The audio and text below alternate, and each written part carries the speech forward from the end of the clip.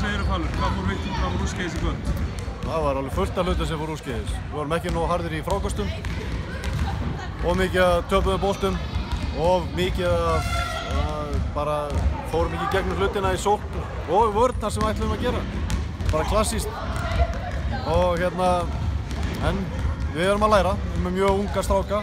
Margir af þeim að spila í fyrsta skipti í fyrstu deildinni og strákar sem voru í drengjaflokki í fyrra og það er bara þeir fyrir að læra. Erlendur leikmaður ykkar skoraði 35 stig í fyrsta leiknum sínum á Breiðabliki og 9 stig í það. Hvernig finnst þér að vera? Frábær, mjög ánægður með hann og hann á eftir að vera ennþá betri. Næsta leikurinn ykkar er fyrir Vestan á móti Vestra. Hvernig líst þér á þann leik? Hverju þarf að breyta? Það er bara að minnka mistökin eins og ég var að segja. Og við þurfum að halda okkur meira við það sem okkur langar til að gera. Og það er bara klassískt í íþróttum að þjálfarinn leggur eitthvað upp og leikmenn þurfa að fylgja eftir.